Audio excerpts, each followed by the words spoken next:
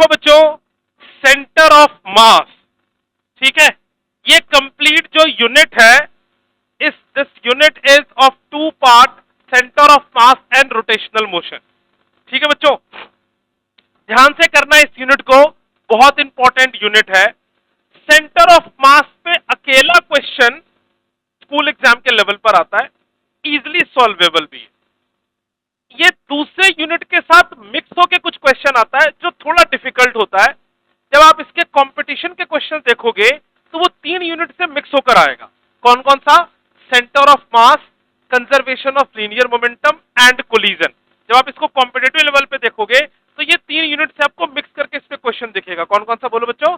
Centre of mass, conservation of linear momentum and collision, इन तीनों से मिक्स करके आपको दिखेगा।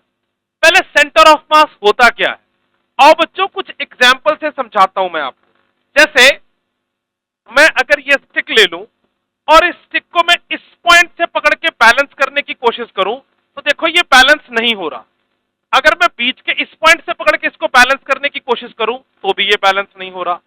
अगर मैं दोनों पॉइंट से ऐसे मूव करता हुआ किसी एक इस पॉइंट पर आ जाऊं, और देखो यहां पर अगर मैंने इसको होल्ड कर रखा है तो ये क्या हो रखा है बोलो? बैलेंस। मैं अगर अपने इन दोनों फिंगर्स को लेफ्ट शिफ्ट कर दूं तो भी ये बैलेंस नहीं रहेगा, राइट शिफ्ट कर दूं तो भी बैलेंस नहीं रहेगा। आओ करके देखते हैं। यहां जैसे ही मैंने किया ये गिर गया। अगर मैं इधर भी करके देखूं, देखो आपको पता है ये गिर जाएगा, है ना? लेकिन जब मैंने यहां पर इसको होल्ड कर रखा है, चाहे आप सिंगल पॉइंट से भी होल्ड कर लो, तो ये अपनी जगह पर बैलेंस है। नाउ दिस पॉइंट जहां पर ये अपनी इस चीज को बैलेंस कर रहा है, ये इसका सेंटर ऑफ मास है। जिस पॉइंट से मैंने इस पूरे स्टिक को बैलेंस किया हुआ है, this point is center of mass.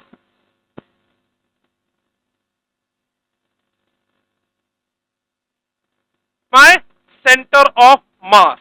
तो सबसे पहले इसकी डेफिनेशन में लिखोगे कि what is center of mass. So it is an imaginary point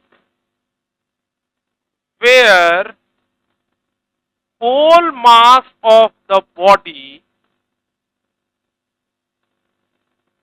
है ना, where whole mass of the body is supposed to be concentrated, where whole mass of the body is supposed to be concentrated, है ना। ये एक वैसी imaginary point है जहां पर हम ये मानते हैं कि बॉडी का सारा मास कॉन्सेंट्रेटेड है। इसको आप ऐसे भी समझ सकते हो कि अगर आप पूरी बॉडी को हटा दो तो इस सिंगल पॉइंट उस बॉडी को रिप्रेजेंट करे। ठीक बात है, ये बात समझ में आ गई। पहली बात क्या समझ में आई? What is center of mass? What is center of mass? एक इमेजिनरी पॉइंट जहां पर बॉडी का सारा मास क्या होगा? कॉन्सेंट्रेटेड होगा। This is the first point. Second point कि सेंटर ऑफ मास होगा किसका? तो सेंटर ऑफ मास बेटा एक बॉडी का भी हो सकता है, जैसे मेरा अकेला सेंटर ऑफ मास हो सकता है, रामपाल का अकेला सेंटर ऑफ मास हो सकता है, जैन का अपना सेंटर ऑफ मास हो सकता है ना, हिंकल का अपना सेंटर ऑफ मास हो सकता है। आप सबका अपना भी एक सेंटर ऑफ मास होगा। तो पहले it is defined for single bodies. Second, अगर मान लो मेरा और रामपाल का सेंटर ऑफ मास निकालना है, हम दो बॉडीज हैं, तो हमारा भी एक सेंटर ऑफ मास हो सकता है। या इस क्लासरूम का पूरा सेंटर ऑफ मास निकालना चाहो तो वो भी हो सकता है। तुम अगर पूरे लुधियाना का सेंटर ऑफ मास निकालना चाहो वो भी पॉसिबल है। अगर तुम पूरे अर्थ का सेंटर ऑफ मास निकालना चाहो वो भी पॉसिबल है। तो इसका मतलब क्या है? Centre of mass is defined for a single body as well as for collection of body. तो सेकंड पॉइंट क्या होगा बोलो बच्चों? Center of mass. मैं शॉर्ट फॉर्म में इसको बार बार COM लिखूंगा, which stands for centre of mass. तो center of mass is defined for a single body as well as collection of bodies as well as collection of bodies. ठीक है बच्चों, तो ये बात समझ में आ गई कि centre of mass single body का भी हो सकता है और बहुत सारी बॉडीज का भी हो सकता है। बहुत ध्यान से सीखना, इसके एक ही फॉर्मूला बट इसके क्वेश्चंस थोड़े परेशान करते हैं।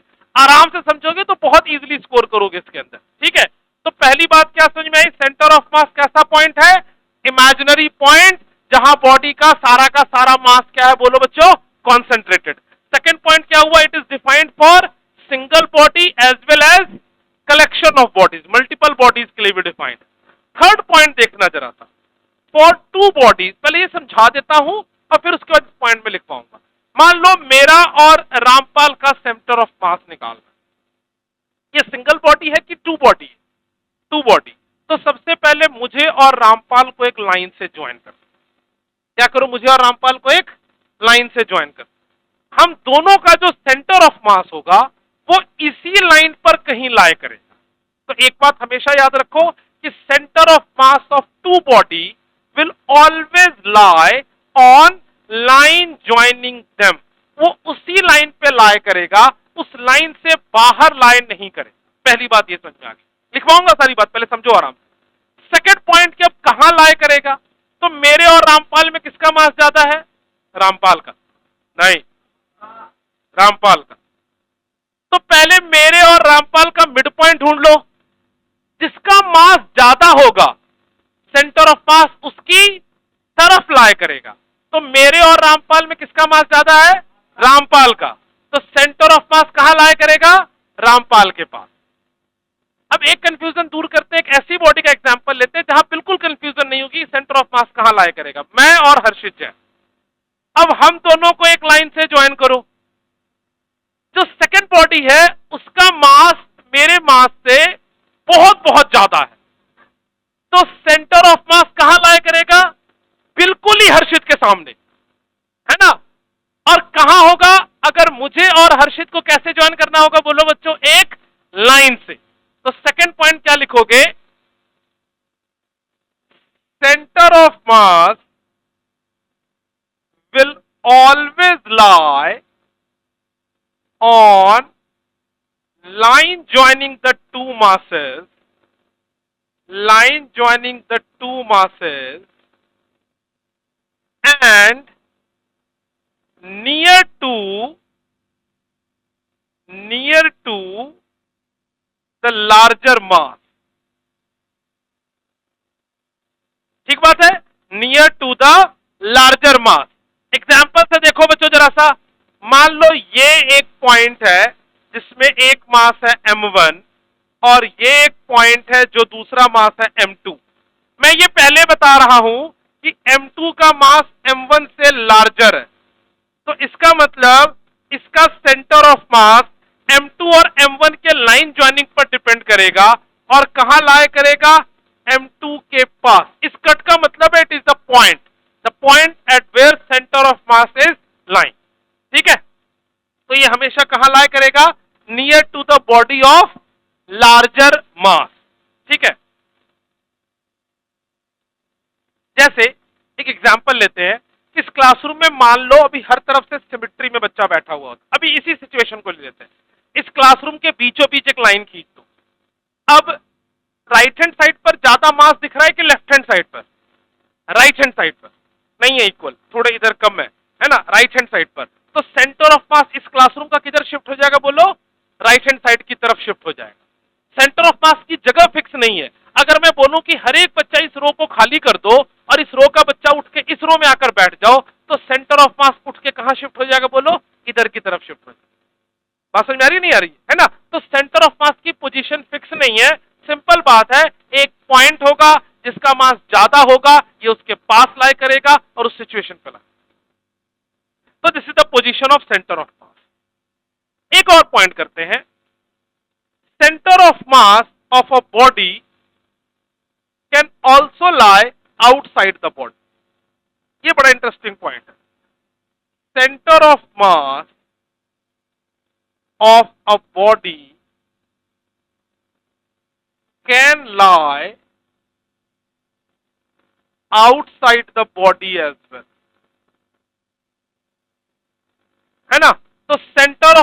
किसी बॉडी का कहां लाया कर सकता है बोलो बच्चों?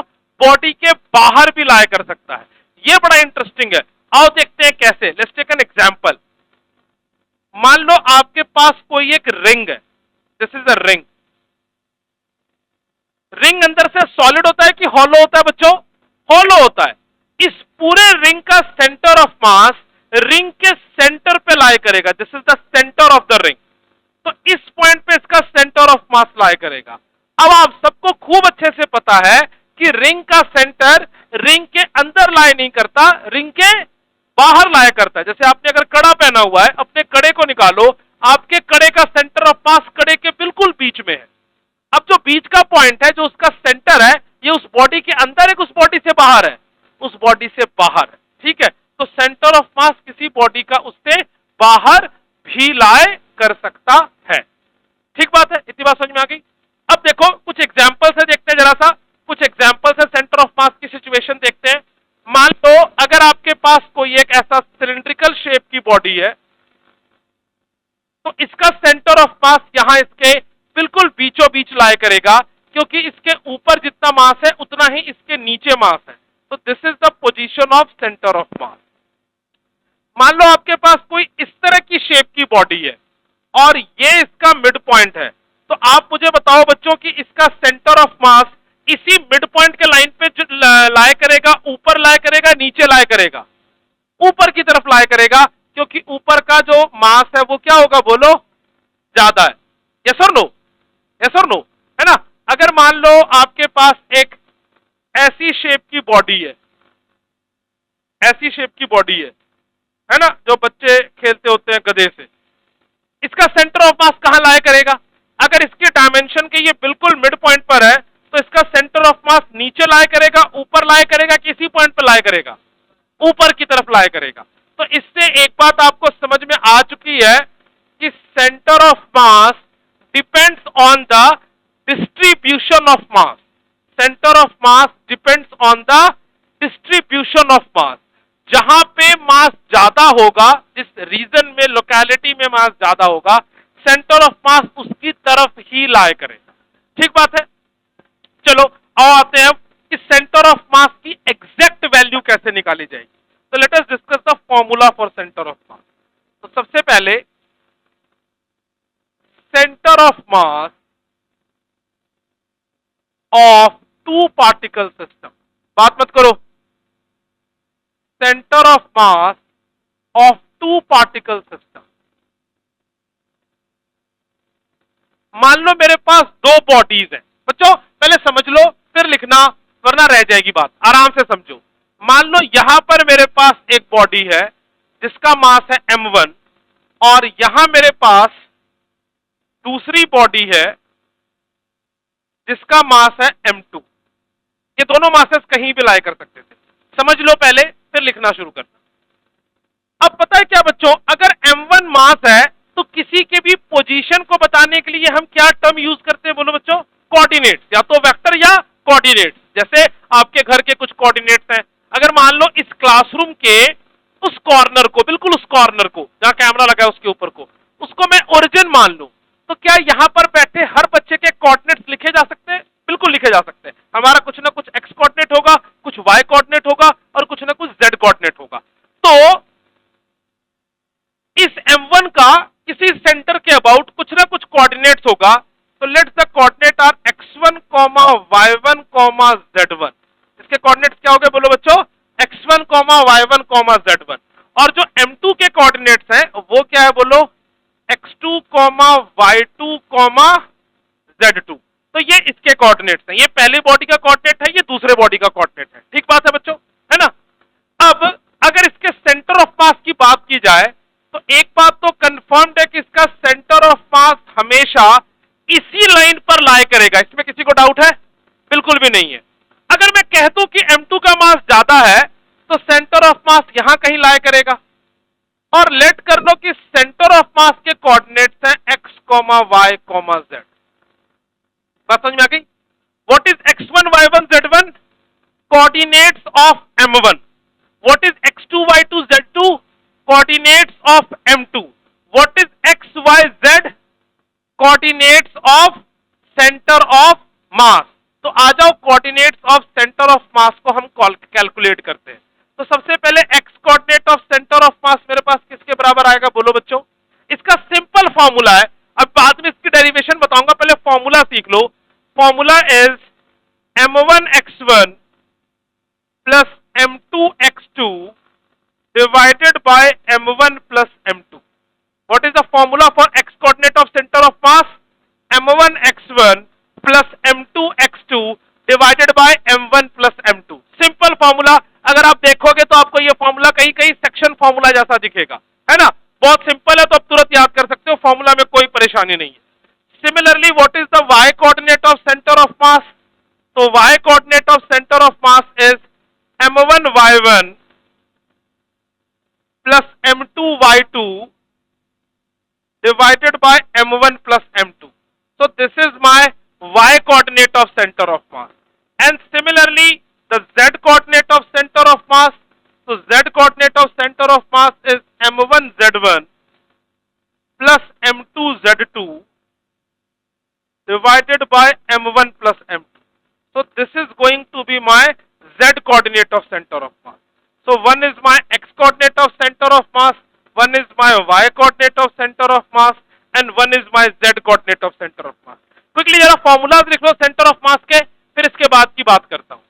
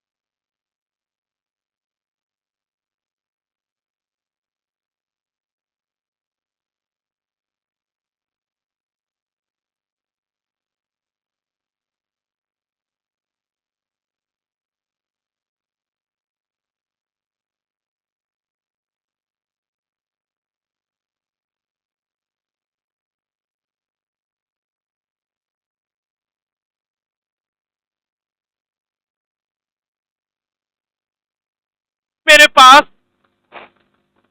Simple formula of centre of mass है, लेकिन बच्चों थोड़ा ध्यान से सीखना, क्योंकि ये एक ही फॉर्मूला सेंटर ऑफ मास का आपको क्वेश्चन करने में थोड़ा थोड़ा परेशान कर सकता है, ठीक है? तो इसको बहुत केयरफुली फॉर्मूला को समझना।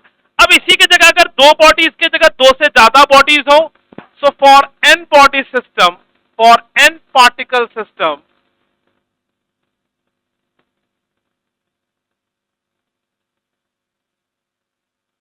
बच्चों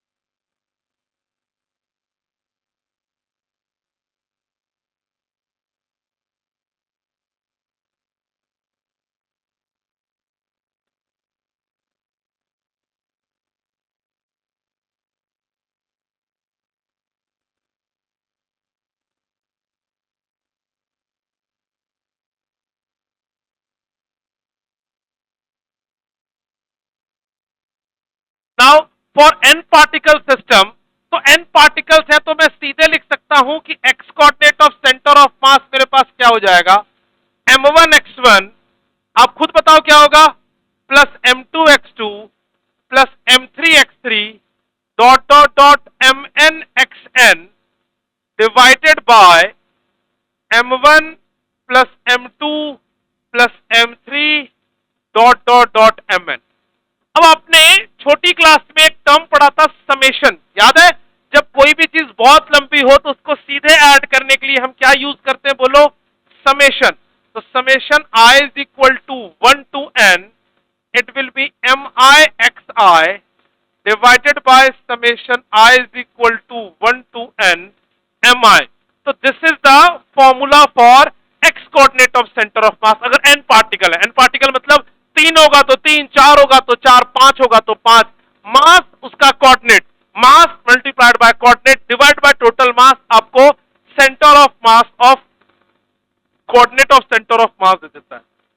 अगर y coordinate of centre of mass है तो ये है m1y1 plus m2y2 plus m3y3 dot dot dot mny divided by m1 plus m2 plus m3 dot dot dot mn, जिसका फॉर्मूला हो जाएगा summation I is equal to 1 to I mi divided by summation I is equal to 1 to n mi. So this is going to be the y coordinate of center of mass, and similar to this there will be the z coordinate of center of mass, और ये मेरे पास होगा m1z1 plus m2z2 plus m3z3 dot dot dot mnzn divided by m1 plus m2 plus m3 dot dot dot mn. सो इसको आप summation form में भी लिख सकते हो, बोलो बच्चों समेशन फॉर्म में क्या हो जाएगा, I is equal to 1 to n mi zi divided by summation I is equal to 1 to n mi. So these are the equation of coordinate system for n particle system. n particle कहने का ये मतलब हो जाता है कि अगर एक से ज्यादा पार्टिकल है, एक से ज्यादा तो चलो पहले हो चुका है, 3 है तो क्या लिख लोगे बोलो, m1 x1 plus m2 x2 plus m3 x3, 4 हो जाएगा तो m4 x4. इस समेशन का मतलब होता है कि आपने सारे सम को एक बार में लिख दिया. So this is the for x coordinate, this is the formula for y coordinate, and this is the formula for z coordinate. So finally we get center of mass of x coordinate, y coordinate as well as the z coordinate of center of mass. ठीक है बात इतनी है ना. चलो बच्चों आगे की तरफ चले. लिखो expression of centre of mass in terms of position vector, है ना. Expression of centre of mass in terms of position vector. Expression of centre of mass in terms of position vector. बच्चों आपको पता है ना कि आपकी पोजीशन बताने के लिए एक तरीका क्या था, आपके कोऑर्डिनेट्स लिखना, और दूसरा तरीका क्या है, आपकी पोजीशन वेक्टर लिख देना. ठीक है, तो आओ पोजीशन वेक्टर के टर्म्स में लिखता हूं. तो यहां जरा ध्यान से देखना बच्चों. मान लो ये कोई एक सिस्टम है जिसके अंदर एक मास है m1, एक मास है m2 and so on dot dot dot, यहां मास है mn, और इन सबकी मैं पोजीशंस लिखता हूं with respect to this origin. तो देखना बेटा, ओरिजिन से यहां पर मैंने पहला पोजीशन वेक्टर ड्रॉ किया r1 वेक्टर, यहां से दूसरा पोजीशन वेक्टर ड्रॉ किया r2 वेक्टर, यहां तीसरा पोजीशन वेक्टर ड्रॉ किया rn वेक्टर, और इन सब का मान लो सेंटर ऑफ मास इस पॉइंट पे अगर लाया करता है तो यहां से एक पोजीशन वेक्टर होगा, position vector of RCOM. This is the position vector of centre of mass, है ना. n अगर पार्टिकल है तो यहां देखना RCOM, इसका मतलब क्या है बोलो बच्चों, दिस इज, इसका मतलब क्या है, position vector of centre of mass. This is position vector of centre of mass. तो अगर मैं position vector of centre of मास लिखूं तो इसका रिलेशन बड़ा ही सिंपल आएगा. क्या आएगा बोलो बच्चों, this is going to be equal to m1 r1 plus m2 r2 dot dot dot mnRn divided by m1 plus m2 plus m3 up to mn। इसी को आप एक बार में लिख सकते हो वेक्टर फॉर्म में, that is position vector of centre of mass is equal to summation I is equal to 1 to n mi vector divided by summation I is equal to 1 to n mi। आपको similarity दिखनी शुरू हो चुकी होगी formula, है ना? तो quickly note down करो expression of centre of mass in terms of position vector.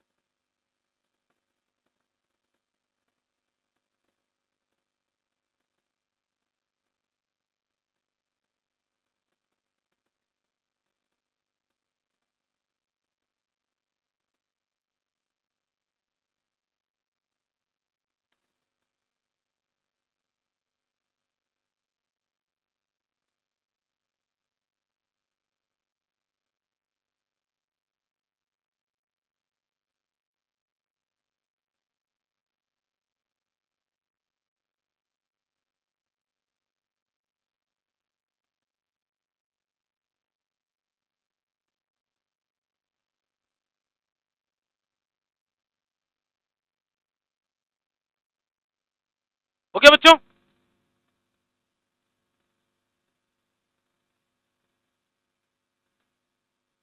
अब एक बात समझना,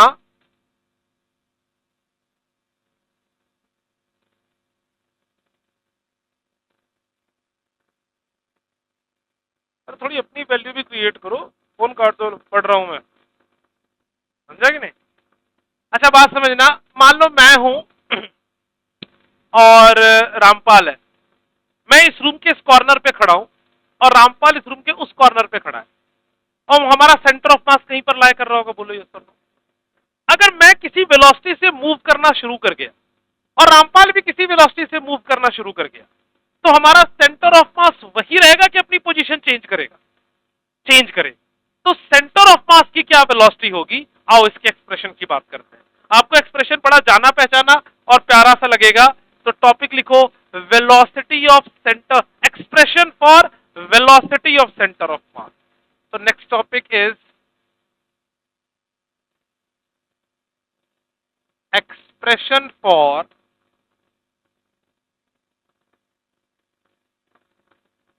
velocity of centre of mass. मान लो यहां एक पार्टिकल है जिसका मास है m1 which is moving with an velocity v1, और यहां कोई पार्टिकल है m2 which is moving with an velocity v2, और यहां कोई पार्टिकल है, पार्टिकल नहीं है, उसका सेंटर ऑफ मास है, and centre of mass is moving with an velocity, velocity of centre of mass. So the expression for velocity of center of mass is m1 v1 plus m2 v2 divided by m1 plus m2। तो काफी similarity है, बोलो yes और no. अब मैं लिख नहीं रहा बट आप अंडरस्टूड हो गए, अगर तीन पार्टिकल होगा तो एक्सप्रेशन क्या हो जाएगा, बोलो m1 v1 plus m2 v2 plus m3 v3 divided by m1 plus m2 plus m3 and so on for n particle system. ठीक है, तो मैं इसके नीचे ही एक और टर्म ले रहा हूं ताकि मैं नए कंसेप्ट की तरफ चलूं। एक्सप्रेशन फॉर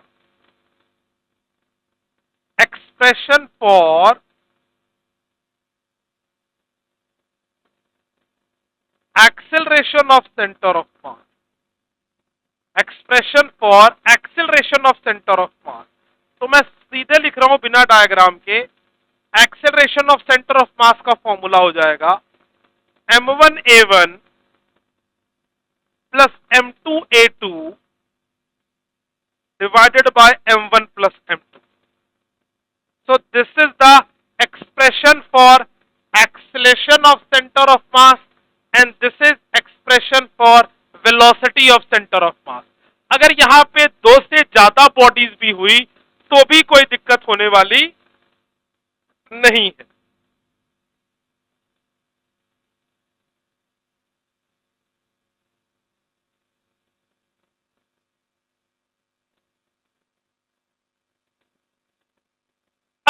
लिखना छोड़ के एक पॉइंट समझना। यहां देखना बच्चों जरा सा, कुछ एग्जाम्पल समझना। अगर मैं तुम सबको, बड़े ध्यान से सुनना इस बात को, यहीं से थोड़े से ट्रिकी पॉइंट शुरू होता है, थोड़ा सा समझ जाओगे फिजिकली तो आपको बहुत अच्छे से क्लियर हो जाए। अगर मैं आप सबको एक सिंगल पॉइंट की तरह कंसिडर करूं तो आप कैसे कंसिडर होगे? एक point mass.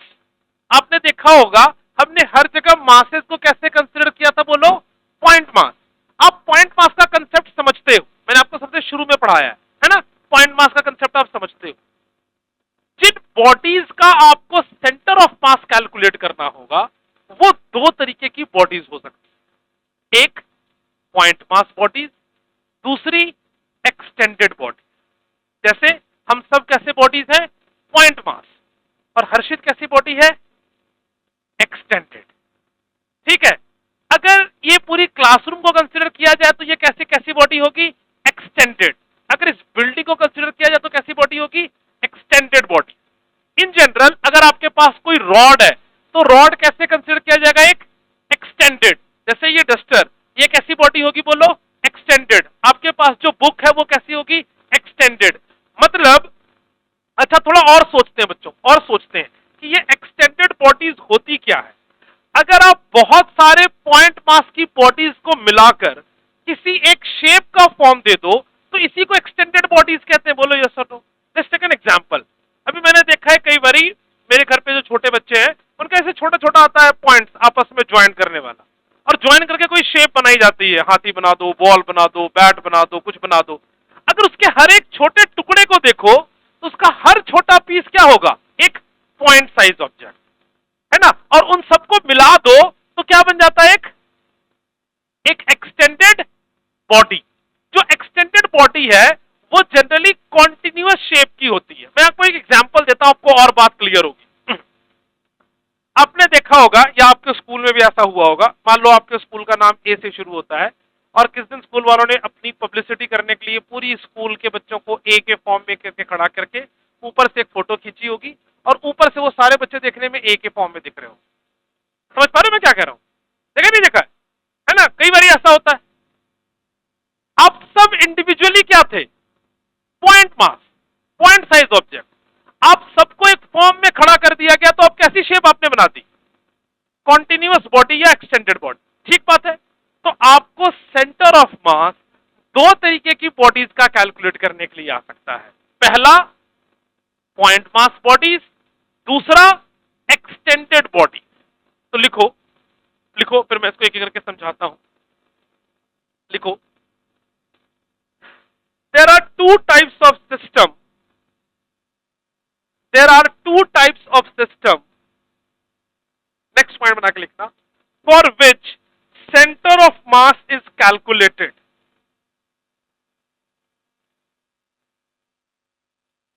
Center of mass is calculated or located.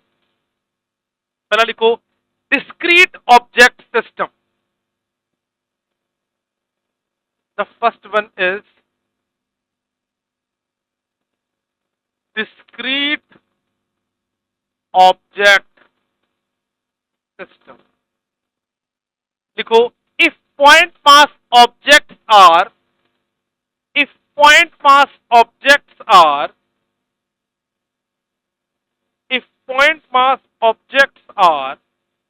randomly oriented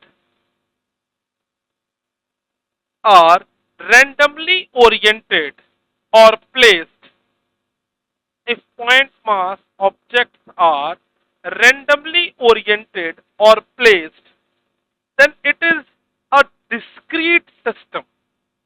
मैं एग्जांपल देके समझाता हूं।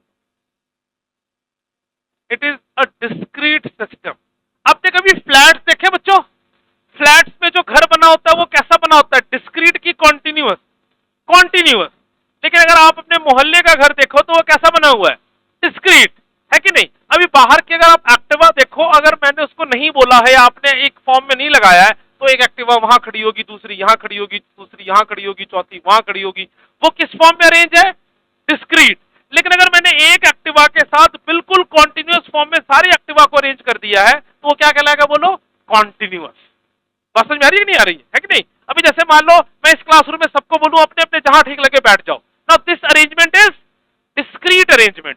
लेकिन मैं जैसे यहां पर एक बच्चे के साथ दूसरा बच्चा सारा एक लाइन में बैठा हुआ है, ऐसे बैठा हुआ है, ऐसा बैठा हुआ है, now this is my continuous arrangement. तो नेक्स्ट पॉइंट लिखो, कॉन्टिन्यूअस अरेंजमेंट या continuous object system. Continuous object system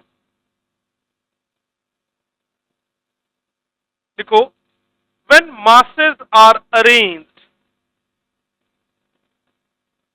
in such a way, when masses are arranged in such a way that they form a continuous shape, they form a shape, continuous shape is continuous object distribution. Continuous object distribution. For example, a rod, for example, a rod, a cylinder, a sphere, ये सब कैसा हो गया बोलो? बच्चों कोन, these all are continuous distribution of mass. These are continuous distribution. कुछ भी ले लो जो भी डिफाइंड शेप है ना, लोटा, these all are continuous distribution of mass. ठीक है, ये सब continuous distribution of mass. एक और पॉइंट नोट डाउन करके ले, for discrete system,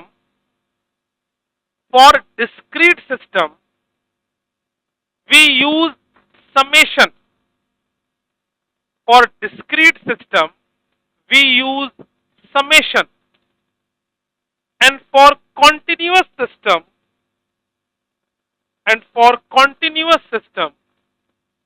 we use integration. For discrete system we use summation. एक एक शीट लेते चलोगे. For discrete system we use summation, and for continuous system we use integration. समझना बात को जरा सा ध्यान से समझना. अगर मान लो इस तरह से मासेस अरेंज है और यहां 10 या 15 मासेस हैं. Now this is discrete system और कॉन्टिन्यूअस सिस्टम. डिस्क्रीट सिस्टम, इनको ऐड करना है तो समेशन का sign i is equal to 1 to मान लो 15 है और आप आगे सॉल्व कर दो. अगर इन्हीं मासेस को मैंने कुछ ऐसे अरेंज कर दिया कि एक रॉड की शेप बन गई, तो ये कैसी अरेंजमेंट होगी बोलो? डिस्क्रीट या कॉन्टिन्यूअस? कॉन्टिन्यूअस. ये कैसा हो गया बोलो? कॉन्टिन्यूअस. और कॉन्टिन्यूअस को निकालने के लिए we will use the integration. एक बार फिर से मैं आपको याद दिला दूं, समेशन का मतलब भी जोड़ना होता है और इंटीग्रेशन का भी बेसिक मतलब क्या होता है? जोड़ना. इंटीग्रेशन के डिफरेंट रूल्स हैं और जब भी कॉन्टिन्यूअस बॉडी दिखेगी तो हम इंटीग्रेशन की हेल्प से इसको करेंगे. आओ मैं आपको करके दिखाता हूं. पहले लिखो expression for centre of mass. Next topic लिखो expression for centre of mass for continuous objects.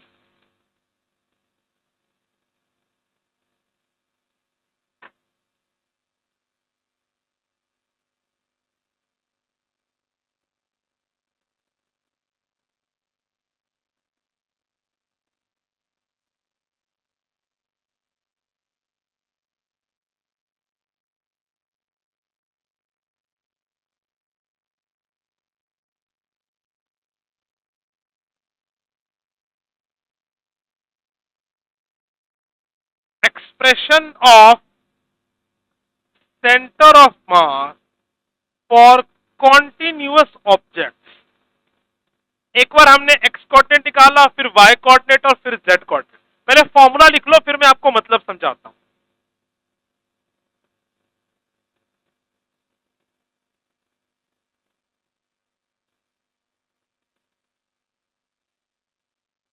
ये फॉर्मूला कब यूज करोगे बच्चों? ये फॉर्मूला कब यूज करोगे?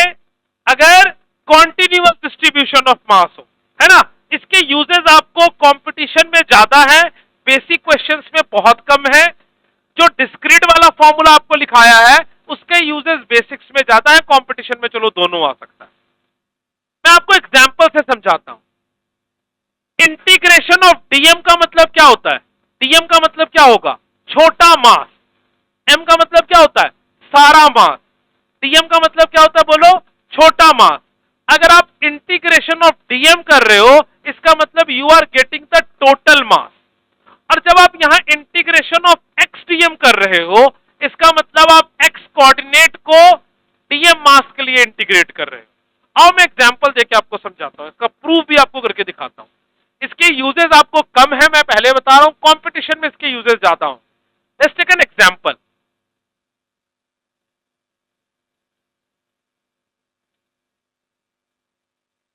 ये एक रॉड है जिसका लेंथ है एल और इस पे मास यूनिफॉर्मली डिस्ट्रीब्यूटेड है। ये क्वेश्चन पूछ रहा हूं, आपने आंसर बताना है मुझे। ये एक रॉड है जिसका टोटल मास m है और इसकी लेंथ l है। आपको क्या लगता है इसका सेंटर ऑफ मास कहां होगा? L/2 पर, मतलब इसके बिल्कुल बीचों बीच। इसके सेंटर पे इसका सेंटर ऑफ मास होगा and this distance is going to be equal to L/2। Rod कैसा डिस्ट्रीब्यूशन ऑफ मास लगता है? डिस्क्रीट या कॉन्टिन्यूअस? कॉन्टिन्यूअस। डिस्क्रीट या कॉन्टिन्यूअस? कॉन्टिन्यूअस। आओ मैं इसका सेंटर ऑफ मास L/2 पे लाए करता है, ये मैं आपको प्रूफ करके दिखाता हूं। ठीक है, आओ देखना जरा ध्यान, देखना जरा ध्यान। ये मेरा एक्स एक्सेस है, दोबारा बात ध्यान से सुन लो। ये वाई एक्सेस है, ये जेड एक्सेस है। मैं क्या करने जा रहा हूं वो जरा सुन लो। मैं क्या करने जा रहा हूं, मेरे पास एक एल लेंथ की रॉड है जिसका टोटल मास m है और इसका सेंटर ऑफ मास कहां लाया करता है? बोलो, इसके बिल्कुल बीचों बीच, which is at a distance L/2 from one of the edge. मतलब L/2 पे इसका सेंटर ऑफ मास लाया करता है। मैं ये आपको प्रूफ करके दिखाता हूं। ये आपको पता है प्रूफ नहीं आता है जनरली स्कूल एग्जाम्स में, जनरली अगर आ गया तो आपको इसलिए मैं बता दे रहा हूं। बट इसी की हेल्प से आप हर बॉडी के सेंटर ऑफ मास को कैलकुलेट कर सकते हो।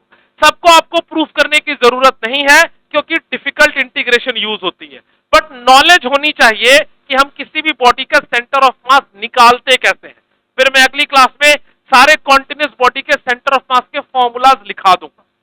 यहां ध्यान देना, मैंने एक रॉड ले लिया,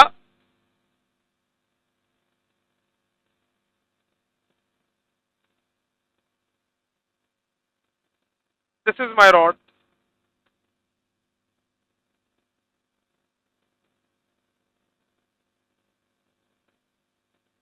बच्चों बात को समझना, मैं तुम्हारी पूरी कंसंट्रेशन चाहता हूं यहां पर। अगर आप कंसंट्रेशन नहीं रखोगे बात समझ नहीं आएगी। इस रॉड का मुझे सेंटर ऑफ मास निकालना है। पूरा मास m is the total mass of rod. m is total mass of rod and L is total length of rod. M is total mass of rod और L is total length of rod. मैं सबसे पहले इस rod पे एक बहुत ही छोटा सा सेक्शन कंसिडर कर रहा हूं and let the length of that section is my dx। आपको पता है डिफरेंशिएशन में हम बहुत छोटे सेक्शन को क्या लेते हैं? बोलो, dx। इसका मास निकाल सकते हैं बच्चों, this considered section, this very small section. कैसे मिलेगा? बिल्कुल मिल जाएगा। देखना जरा, सबसे पहले मैं निकालता हूं मास पर यूनिट लेंथ। तो मास पर यूनिट लेंथ मेरे पास किसके बराबर होगा? बोलो बच्चों, m/l। What is mass per unit length? m/l। तो मास of considered section ds, mass of considered section कितना होगा? बोलो बच्चों, m bye L into D x. कैसे? एम बाय एल का मतलब क्या हो गया? मास ऑफ यूनिट लेंथ, और इस लेंथ का मास कितना है? इस सेक्शन की लेंथ कितनी है? dx। एम बाय एल क्या है बोलो? Mass per unit length, which is mass of unit length multiplied by length of considered section. तो मेरे को किसका मास मिल गया बोलो? Mass of considered section. ये रॉड किस एक्सिस पे लाई कर रहा है? एक्स एक्सिस पर, वाई एक्सिस पर, जेड एक्सिस पर? एक्स एक्सिस पर। तो इसका सेंटर ऑफ मास भी किस पर आएगा बोलो? एक्स एक्सिस पर। अभी आपको फॉर्मूला सिखाया है, X axis of centre of मास का फॉर्मूला है integration of x DM divided by integration of DM. Please confirm yes sir. बच्चों मत लिखना, पहले समझ लो, समझना जरूरी है क्योंकि इंटीग्रेशन वगैरह यूज हो रही है, टफ पार्ट है। यहां पे देखो मैं इसको यूज करता हूं, इसी फॉर्मूला को यहां पर यूज करता हूं सीधे। X coordinate of centre of mass is equal to integration of, ये जो मैंने डीएस टीएक्स सेक्शन लेट किया है, let this section is x distance from this centre of rod. यहां से कितनी दूर है बोलो? एक्स डिस्टेंस पर है। तो एक्स के जगह आप एक्स पुट करो, डीएम के जगह this is mass of considered section, this is DM, क्योंकि स्मॉल सेक्शन है तो उसका मास क्या होगा? डीएम। कैसे निकाला हमने? Mass per unit length multiplied by length of small section. ये मास पर यूनिट लेंथ था, ये मास ऑफ कंसिडर्ड सेक्शन है, तो वैल्यू क्या आ जाएगी? डीएम के जगह पर, डीएम के जगह क्या लिखोगे बोलो? M by L into DX divided by, बोलोगे सर नीचे भी आप सेम वैल्यू लिखोगे? मेरी इच्छा है, आप चाहो तो यही सेम लिख लो, या फिर डीएम का मतलब क्या होता है? Small section. सारे इंटीग्रेशन का मतलब क्या होता है? जोड़ना। सबको जोड़ दोगे तो वापस आपको कौन सा मास मिल जाएगा? एम। आप इस सेक्शन को कहां से कहां इंटीग्रेट करोगे? It is starting from 0,0 and it is ending to L,0। मैं y कोऑर्डिनेट लिख नहीं रहा, तो ये कहां से कहां लेंथ वेरी कर रहा है? 0 से L तक। आप में से कई बच्चों को ये इंटीग्रेशन टफ लग सकती है या ये प्रोसेस टफ लग सकता है, मैं नॉलेज के लिए बता रहा हूं, जनरली स्कूल एग्जाम में नहीं आता। आपके एसएल में तो बहुत अलग अलग बॉडीज का भी सेंटर ऑफ मास डिराइव किया हुआ है, बट एक बार अगर आप सीख जाओगे तो आपको ये फॉर्मूला करना आ जाएगा। पीवाईक्यू में ये फॉर्मूलाज पे क्वेश्चंस हैं, स्कूल एग्जाम्स में जनरली नहीं आते, मैंने आपको पहले बताया। आप इसको दोबारा एक बार आराम से देखना, आपको समझ आ जाएगा। अब बस इंटीग्रेट करोगे, you will get the result. देखो x coordinate of centre of mass is equal to, M constant है, एल कांस्टेंट है, कांस्टेंट बाहर आ जाएगा, इंटीग्रेशन 0 से L तक किसकी? X d x divided by M. M और एम यहां से कैंसल आउट हो गया। X raise to the power n की इंटीग्रेशन याद है बच्चों? X raise to the power n d x की इंटीग्रेशन होती है x raise to the power n plus one upon n plus one. Similarly यहां इंटीग्रेशन क्या हो जाएगी बोलो? X raise to the power one plus one upon one plus one, limit from 0 to L, ये क्या हो जाएगा बोलो? 1 bye L।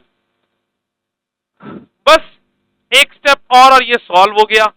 So this x coordinate of center of mass is going to be equal to 1 by L into, ये क्या बन गया बोलो? x square by 2 limit is 0 to L।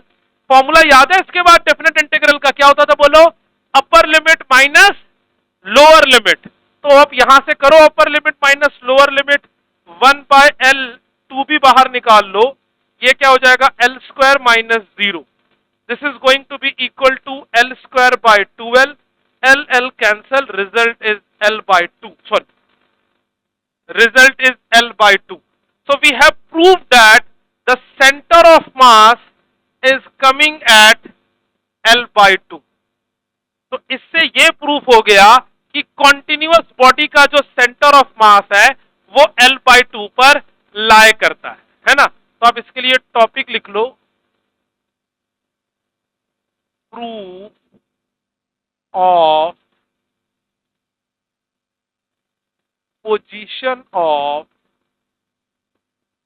proof of position of center of mass of uniform rod।